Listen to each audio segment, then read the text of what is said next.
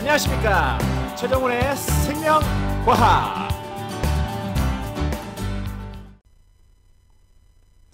네, 여러분 반갑습니다. 또 새롭게 이야기를 시작해 볼게요. 오늘 동영상이 이제 중간고사 마지막 동영상인데요, 여태까지 여러분들 고생 많으셨는데 그 좋은 결과가 중간고사에 꼭 좋은 결과로 이어지기를 바랍니다. 바로 화면 보시면서 이야기를 시작해 보도록 하죠. 자, 보시면 백신이라고 하는 거에 이제 이번 시간에 가장 핵심적인 이야기예요. 백신의 효과, 백신이란 게 어떤 효과가 있는지 우선 첫 번째로 이해하고 가죠.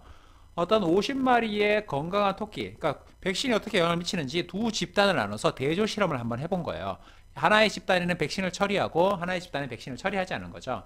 집단 A에게는 백신을 주사했어요. 얘네들을 주사했으니까 어떤 실험군이다, 이렇게 한번 생각해 볼 수 있겠죠. 근데 진짜 백신 때문인지 알 수 없으니까 백신을 주사하지 않은 뭐를 설정하냐면 대조군이라고 하는 것을 한번 설정해 봅니다. 그리고 나서 탄저균이라고 하는 무서운 병원체, 얘네들이 이제 병원체죠. 우리가 앞에서 배웠던 균이니까 이제 세균의 일종일 텐데 이 병원체입니다. 얘네를 주사하니까 백신을 이미 주사한 놈은 뭐냐면 건강했어요, 전부 다. 그러니까 병균이 들어와도 몸이 건강했단 말이죠. 근데 얘네들 백신을 주지 않은 애들은 모두 사망하더라. 그러니까 뭔가 문제가 있었다는 얘기예요. 그러면 백신은 어떤 효과가 있냐면 예방 효과가 있다. 어떤 병이 나에게 올 거를, 이제 미래에 어떤 병이 나에게 올 거를 미리 방어하는, 예방하는 효과가 있단 말이죠. 백신을 그래서 또 다른 말로 우리가 뭐라고 하냐면 예방주사다, 이렇게 말을 해요. 예방주사를 우리가 백신이라고 하는데, 보시면 이제 여기에 막 형이 주사 맞고 있으니까 아주 즐거워하고 있죠. 그죠? 주사를 이렇게 주사를 맞으면 여기 지금 내가 주입하는 게 뭐냐면 백신이라고 하는 건데, 내 몸에게 어떤 약화된 항원을 집어넣어서, 즉 병에 걸리지 않을 정도의 약화된 항원을 집어넣어서 내가 기억을 만들고, 그것에 대한 기억을 만들고 향후에 더 강하게 대응할 수 있도록 만들어주는 것이 바로 백신입니다. 근데 왜 예방주사를 백신이라고 부를까요? 백신이란 말은 소의 바이러스, 즉 우두 바이러스에 대한 말을 하는 거예요. 우두 바이러스가 뭔가 한번 생각해 보면 18세기에 엄청나게 유행한 천연두라는 병이 있습니다. 지금 보면 이제 이 왼쪽에 여성분이 상당히 이렇게 병에 심하게 걸려 있는 걸 볼 수 있죠.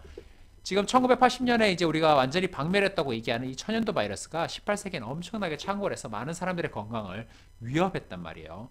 근데 이 문제를 해결하는데 가장 큰 공헌을 한 사람이 바로 이 에드워드 제너라고 하는 사람입니다.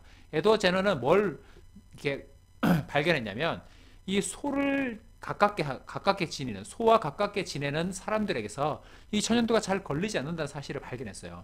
그리고 뭐를 알아냈냐면 소의 고름, 물론 이제 이 사람이 이 우두 바이러스 자체를 발견한 것은 아니지만 소의 고름을 내가 이렇게 만지게 되고 내가 접촉하게 되면 천연두에 상당히 강해진다는 걸 알게 된 거죠. 그래서 이 사람이 과감하게 어떻게 했냐면 소의 고름에 있는 이 우두 바이러스를 사람에게 집어넣은 겁니다. 당시만 해도 상당히 과감한 방법 중에 하나였죠. 근데 이제 이 우두 바이러스를 몸에 넣으니까 사람들이 천연두에 걸리지 않는 예방 효과가 있다는 것을 발견한 거예요. 그래서 이것이 소에서 나오는 어떤 예방하는 효과, 그래서 이것을 백신이라고 우리가 부르게 되는 거죠. 그러니까 잠깐 다시 보시면 요 천연두 바이러스하고 넘어가서 이 소의 천연두거든요. 우두 바이러스하고 생긴 모습을 보세요. 상당히 비슷하게 생겼죠. 그래서 우두 바이러스는 좀 약하지만, 나에게 심각한 문제를 일으키지 않지만 천연두 바이러스와 비슷한 정보를 가지고 있어서 천연두에 대한 예방 정보, 기억을 남길 수가 있었던 거죠. 자, 그럼 이 상황을 한번 보세요. 처음에 내 몸에 어떤 항원이 들어오게 되면 비림프가 그 항원에 맞서기 위해서 항체를 만듭니다. 그리고 일부는 기억세포로 바뀌게 되죠. 근데 이때 항체 생성을 보면 우선 늦어요. 늦게 한 1주 정도 지난 후에 만들어지게 되고요. 적게 만들어요. 아직 이제 파악이 잘 안 된 상황이어서 거기에 대한 집중도가 좀 낮은 거죠. 근데 이제 두 번째, 내가 이제 1차 침입이 아니라 두 번째 내 몸에 들어오게 되면 어떨 수 있냐면, 이 기억세포 자체가 뭘 할 수 있냐면 형질세포로 바뀔 수가 있어요. 그래서 불필요한 과정 다 생략하고 바로 들어가는 거죠. 그러니까 뭐냐면 늦지 않고 신속하다. 두 번째 들어올 때는 내가 신속하게 대응할 수 있다. 그리고 항체를 만드는 수준이 상당히 많습니다. 많은 항체를 만드니까 더 잘 대응할 수 있는 거죠. 그럼 내가 처음에 들어왔을 때는 잘 대응 못하지만 이미 한 번 들어와서 두 번째 들어올 땐 잘 대응할 수 있다는 얘기예요. 그러면 처음에 들어오는 것을 내가 미리 만들어 놓는다면, 즉 내가 병에 걸리지 않을 만큼의 어떤 항원에 대한 정보를 미리 경험해 놓는다면 나중에 1차 반응이 아닌 1차 면역 반응이 아닌 강력한 2차 면역 반응을 통해서 내가 방어를 해낼 수가 2차 면역 반응을 통해서 방어를 해낼 수가 있다는 얘기죠. 자, 백신 효과를 넘어서 이제 다음으로는 면역에 관련된 다양한 질환들을 한번 보도록 하겠습니다. 우선 알레르기라고 하는 것이 있는데 이게 제일 중요해요. 이걸 꼭 기억해 주세요. 알레르기는 내 몸에 해를 주지 않는 항원이에요. 뭐 주변에 여러 가지 물질들이 있죠. 이 물질들이 나한테 그렇게 심각한 문제를 일으키지 않는데 너무나도 과도한 면역 반응이 일어나요. 내 몸에 면역 반응이 일어나면 이 항원만 문제가 생기는 게 아니고 나도 상당히 이렇게 스트레스를 많이 받거든요. 근데 이 과도한 면역 반응이 나에게 오히려 질환에 가까울 정도로 과도하게 일어나는 것을 우리가 알레르기라고 합니다. 아마 고생해 보신 친구들 얼마나 그게 고통스러운지 알 거예요. 두 번째는 정상적으로 내 몸에 면역 작용이 일어나야 되는데 잘 일어나지 않는 경우가 있습니다. 즉 면역세포에 여러 가지 이상이 있을 수 있는데 이 중에서 대표적인 것이 에이즈라는 게 있죠. 에이즈는 뭐냐면 이렇게 후천성, 내가 후천성으로 어떤 현상이 벌어지냐면 면역이 결핍된 현상이에요. 그래서 면역이 급격하게 떨어져서 간단한 질병에 대해서도 내가 심각한 문제를 일으켜서 건강에 위협이 되는 것을 우리가 이제 면역 결핍이라고 합니다. 마지막으로 자가 면역이라고 하는 것이 있는데 뭐냐면 원래 내 거에 대해서는 공격하지 않고 항원, 즉 내가 아닌 것에 대해서 공격을 해야 돼요. 근데 내 것에 대해서 내 세포를 자신을 공격하는 것, 내 거를 제대로 이해해야 되는데 내 걸 제대로 이해하지 못하고 내 거를 공격해보는 거죠. 내가 나를 공격하는 현상, 이런 문제를 우리가 자가 면역이라고 합니다. 이 중에서 우리가 이제 알레르기에 대해서 한번 알아보도록 하죠. 이 애기 너무 좀 그렇죠, 그죠? 알레르기 반응에 의해서 물론 우리 주변에 있는 이런 물질들에 대해서 먼지라든지 뭐 꽃가루라든지 뭐 이런 여러 가지 것들, 아니면 뭐 여러 가지 진드기 같은 것들, 진먼지 진드기 같은 것들, 이런 것들에 의해서 내 몸이 과도하게 반응하는 거죠. 그래서 여러분들 병원 가면 뭐 하냐면 알러지 검사라는 걸 해요. 여기 이제 이렇게 알러지가 될 수 있는 물질들을 싹싹 바르고요. 내 몸에서 어떤 반응이 일어나는 걸 볼 수 있는데 이렇게 몸이 이렇게 심하게 붉고 이렇게 부어오르는 부분이 있어요. 이런 것이 이제 양성 반응이죠. 내가 어떤 물질에 과도하게 반응하는지를 잘 알게 되면 그 물질과의 접촉을 피하게 되면 뭐 그걸 먹지 않는다든지 주변에 있을 때 마스크를 쓰거나 이렇게 해서 나를 보호할 수가 있게 되는 거죠. 여러분들도 이제 평상시에 어떤 특정한 시기에 내 몸에 과도한 어떤 이런 반응들이 일어난다 보면 병원에 가셔가지고 어떠한 것에 내가 이런 반응을 하는지 한번 검사를 해보는 것이 좋을 겁니다.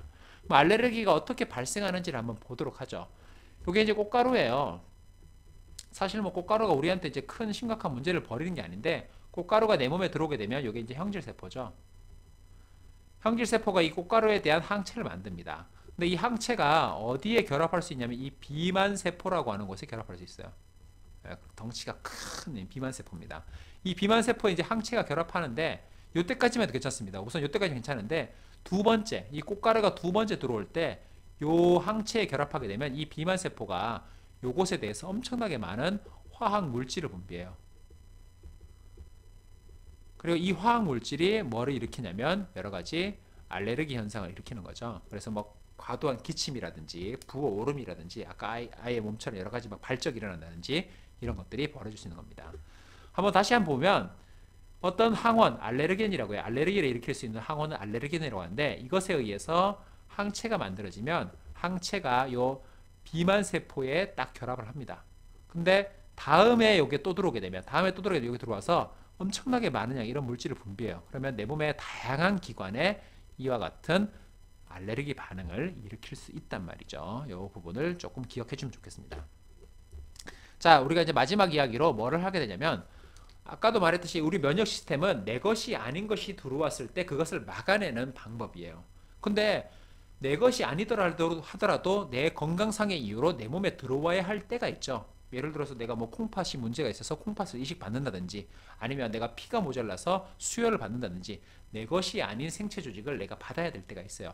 이럴 때 만약 면역 반응이 심하게 일어난다면 내 몸도 문제가 되고 이식받은 곳도 문제가 되겠죠. 그래서 이와 같이 내가 내 것이 아닌 것을 받을 때는 면역 반응이 잘 일어나는지 잘 일어나지 않는지를 잘 체크해서 받아야 되는데 그 중에 하나가 바로 수혈입니다. 오늘 수혈에 대한 얘기를 왜 자꾸 나오는 거야? 수열에 대한 이야기를 한번 미안 죄송합니다.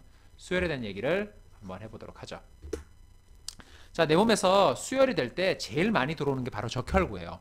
적혈구 표면에 있는 여러 가지 물질들이 있는데 걔가 뭘로 작용할 수 있냐면 항원으로 작용할 수 있습니다. 근데 내가 가지고 있는 게 들어오면 그건 항원이 아니에요. 근데 내가 가지고 있지 않은데 그게 들어와 버리면 항원이 된단 말이죠. 이때 다양한 물질 중에 란트슈타이너라는 사람이 A, B, O라고 하는 항원을 이제 발견해냈습니다. 보시면 이게 이제 적혈구예요. 여기 적혈구인데 뭐냐면 A형 항원이 있고 B형 항원이 있어요. 그럼 여러분들 몸에 A형 항원이 있다면 A형에 대한 항체가 있어야겠어, 없어야겠어요?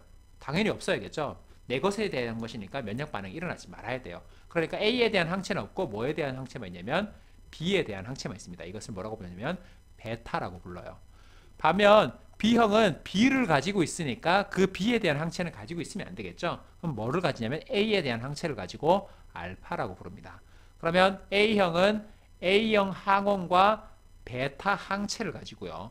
B형은 B형 항원과 알파 항체를 가지게 되는 거예요. 그럼 A와 베타는 서로 반응하지 않고요. B와 알파도 서로 반응하지 않습니다. 반면 AB형은 A와 B를 모두 가지고 있는 거예요. 그러니까 이것에 대해서는 내가 이게 항체를 만들지 않으니까 항체가 없고요. 반면 O형은 항원이 없으니까 거기에 대한 다양한 항체가 있는 거죠. 요것을 꼭 여러분들 외워주시고요. 근데 이제 보시면 여러분들 몸엔 대부분 이렇게 세포들이 다 붙어 있는데 적혈구는 이렇게 따로따로 있어요. 그래서 적혈구가 따로따로 있으면 어떻게 되면 적혈구가 있고 여기 항체가 결합하면 또 적혈구가 붙고 또 항체가 결합하고 결합구 붙고 하면 이게 어떻습니까? 덩어리질 수 있어요. 이게 덩어리지는 것을 뭐라고 하냐면 응집이라고 합니다. 응집. 그래서 응집될 수 있는 원이라고 해서 응집소, 항원을 응집원이라고 하고요. 항체를 또 다른 말로 응집소다 이렇게 부릅니다. 그러면 어떻게 되냐면 내가 가지지 않은 항원을 받게 되면 빠르게 응집이 일어나서 나한테 문제가 될 수 있습니다. 그래서 내가 가지지 않는 항원은 내가 받으면 안 돼요. 내가 가지지 않으면. 그러면 AB형은 보세요. AB형은 뭐냐면 다 가졌죠. 다 가졌으니까 A도 받을 수 있고 O한테도 받을 수 있고 B한테도 받을 수 있어요. 반면 O는 어떻습니까? O는 항원이 하나도 없기 때문에 어떤 항원이 들어와도 심각한 문제가 될 수 있어요. 그래서 B한테도 받을 수가 없고 A한테도 받을 수가 없고 AB한테도 받을 수가 없는 거죠. 이해됩니까?